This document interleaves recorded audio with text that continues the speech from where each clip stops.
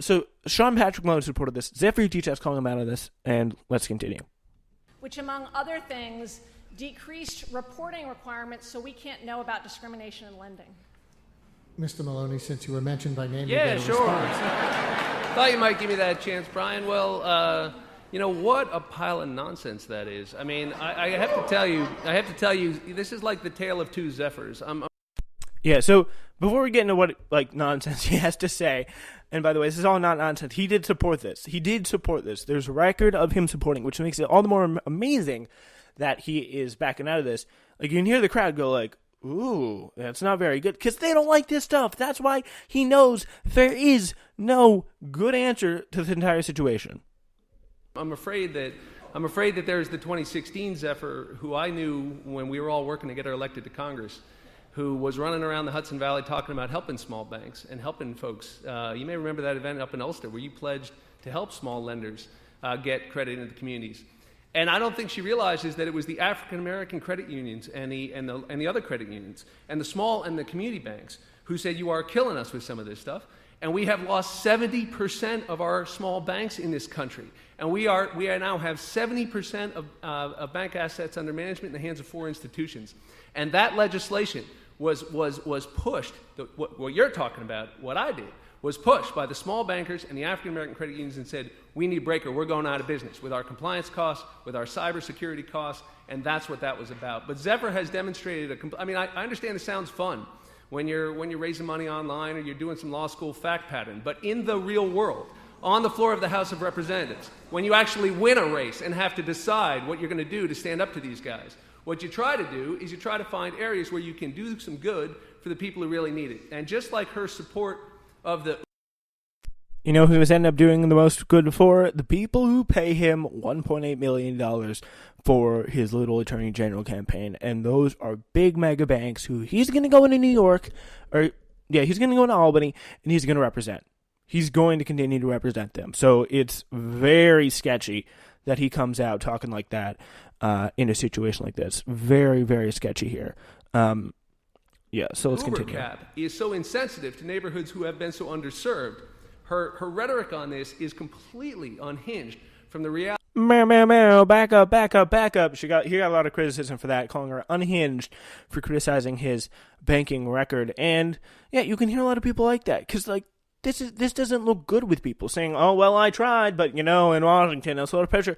No, they hate you for that. They vote you out for that. And all the better because this Sean Patrick Maloney does not seem like a very pleasant fella, to say the least. He's like, you're unhinged if you disagree with me. Oh my gosh.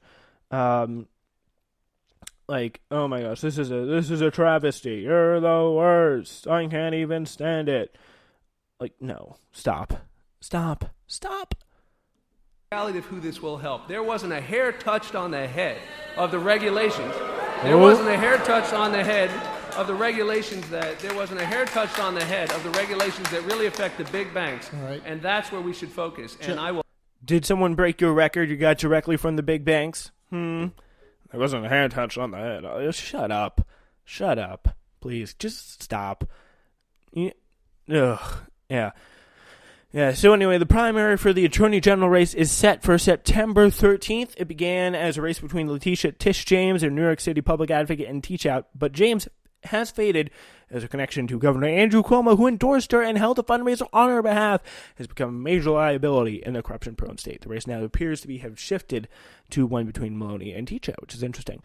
Maloney is funding his campaign from his congressional account move, which some legal scholars say is illegal. The Teachout campaign has sued Maloney to stop the move. Hope they stand strong on that front, which is good stuff. So support Zephyr Teachout, check her out, donate to her campaign, because she's going to do great. All right, got a lot more stuff to get to. Activists have sent Susan Collins approximately 3,000 coat hangers ahead of Supreme Court nominees Brett Kavanaugh's confirmation vote. Not that that'll stop him from ascending his judicial throne and swapping out birth controls for sugar pills, babies for everyone, sex girls, take off your shoes, make sandwiches. Be a good mother in the home. Good. Yeah, according to the Associated Press, Collins' office has been flooded with hangers since July.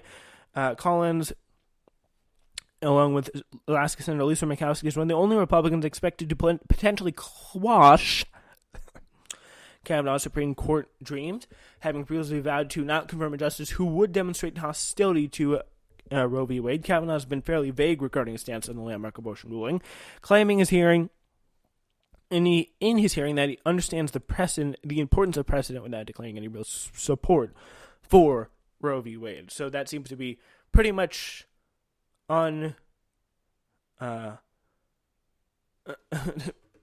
pretty much gives us no answer. It's just like, okay. It doesn't tell us anything, but whatever.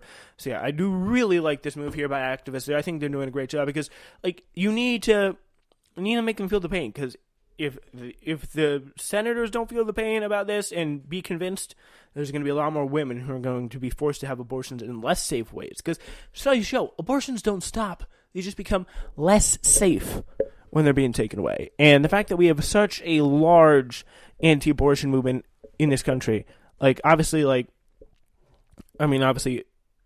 such a pro-life movement, I say, in this country, that's supposed to, that actively hurts women because they are so forced to get abortions in just such unsafe ways. That's very disturbing, and that's something that that's pretty much what that frame of mind is, where a lot of these senators and maybe even Brett Kavanaugh, based on his past precedent, comes from. And I don't know if I like it very much. I'm just gonna say at least there.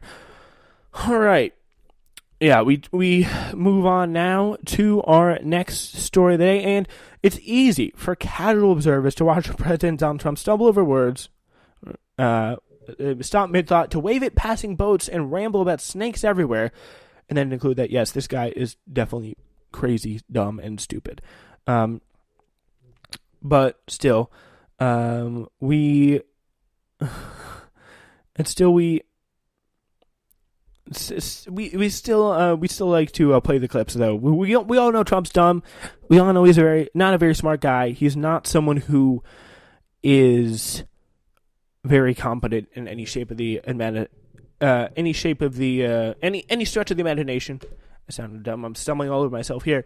But there is a very interesting little clip that came out from this when he was in Billings, Montana, rallying for the guy who punched a reporter. I don't know if you remember that, Greg Gianforte.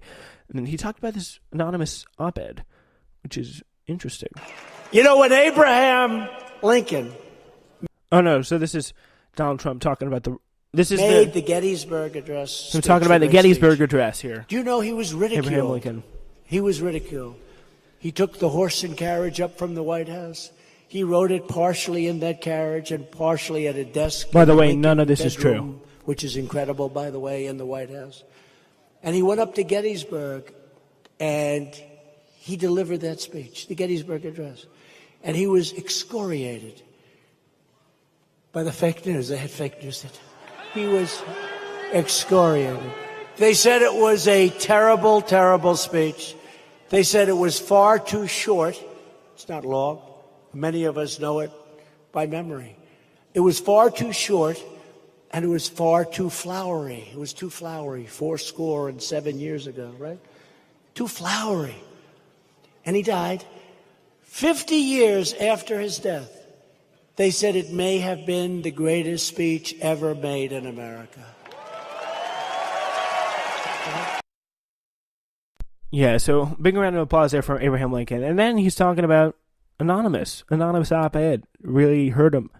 So what he's talking about the anonymous. The latest act of resistance is the op-ed published in the failing New York Times by an anonymous, really an anonymous, gutless, an anonymous, really an anonymous, Yeah, so you get the idea. That's he does struggle with some words sometimes. Not a very smart guy. And then, of course, I do want to play this for you, where he's waving at passing boats. Look at this. We're going to restore America's industrial might. Then I look here and... So pretty much he's talking about infrastructure at like a waterfront in Cincinnati, Ohio. And just fresh off this anonymous op-ed, and he sees a little boat going by in the water. Something, those barges, they've been waiting for us to say hello. The captain says, please wave. Hello, Captain. Yeah, he's just talking about infrastructure. Like, what? That's very, very weird. And then he also talks about snakes everywhere. Yeah, so we all know the point I'm trying to prove with these clips here. The Gettysburg Address with the Unhinged thing and this whole, like, snakes everywhere clip. And the point is this guy is dumb. And that said, it's all something altogether different when the people who work closest with the president actually ask a professional health expert to step in because he's freaking them out. And that, however, though, is exactly what Yale psychiatrist Bandy Lee claims would happen. Interview with Salon, published Thursday. Lee, the editor of 2017's Dangerous Case of Donald Trump, 27 psychiatrists and mental health experts assess the president, claims that several White House staffers approached her to address the president's declining facilities. She explains, 2 White House officials actually contacted me in late October saying that Trump was scaring them and that he was unraveling. Not wishing to confuse the role I chose as an educator of the public and a potential treatment role, I referred them to a local emergency room without inquiring much further. It's worth noting that allegations of this mental stability have really swirled, and the American Psychiatric Association publicly called to an end for armchair evaluation of the president after the Fire and Fury book came out. Everyone's like, is Trump retarded? Maybe, possibly. And people just started evaluating them. And then the American Psychiatric Association was like, stop it, that's our job. We're supposed to evaluate them, not from the armchair, though. Lee isn't just any doctor, though. Bandy Lee, the psychologist who supposedly checked them out, she's an eminently qualified physician who has both a medical degree and Masters of Divinity from Yale. According to her faculty bio at the university, she served as director of research for the Center of Study of Violence. She served as a consultant to the World Health Organization, Violence and Injury Prevention Department, UNESCO, and United Nations bodies, as well as a speaker to the World Economic Forum. So when she says people in a position to know best what's actually going on in the West Wing are having the bejesus scared out of them by Trump's unraveling mental state, it's probably a sign that however bad things look from the outside, it's probably even worse on the inside. And with this new book and this op-ed, the Shenandoah op-ed, and this whole thing with Bob Woodward's like they probably prove, they go on further to prove this point that Donald Trump is not a very smart man. Like that's for sure. Yeah, so very almost disturbing, but it is fun to watch Trump say words incredibly and completely wrong. All right, now we turn to our last story of the day. Apple CEO Tim Cook has done a lot of schmoozing with Donald Trump. He's probably, of all the CEOs, he has the best relationship with the man. And to date, he's gotten a lot out of his dance with the devil. Cook has gotten tax cuts that helped, with Trump was more than happy to sign. It helped Apple avoid over $50 billion in taxes, enabling its gluttonous stock buyback. Cook also reportedly secured some kind of commitment that iPhones assembled overseas won't be subject to tariffs in Trump's brimming trade war with China. Well, Cook may have come out ahead on taxes, but it looks like Trump is preparing to dig a knife deep into Apple's back this week. Apple said in a regulatory filing that tariffs could drive up the cost of various products and their components by 25%, saying that $200 billion in proposed tariffs would hurt the U.S. much more than China. Apple didn't include the iPhone on the list, possibly because of promised immunity for the product, but it did say AirPods, Apple Watch, Mac Mini, and others were going to be affected. So on Friday, Trump tweeted about it, and Apple didn't come out looking good. Apple prices may increase because of the massive tariffs we would be imposing on China, but there's an easy solution where there would be zero tax, and indeed a tax incentive. Make your products in the United States instead of China. Start building new plants now. Exciting! MAGA! Yeah. So, yeah, I do like to see them, I do like to see the push to get plants back in America. And if this works, it'd be a very good thing, but is it going to work? That's the question. So, yeah. It's not really clear what Trump means by zero tax, presumably referring to the tariffs, though who really knows? But that's beside the point. As The Verge noted, Apple would Apple moving its supply chain stateside would dramatically increase expenses to the point where it would far outstrip any tariff. Trump is shifting the goalposts again, creating a situation for Apple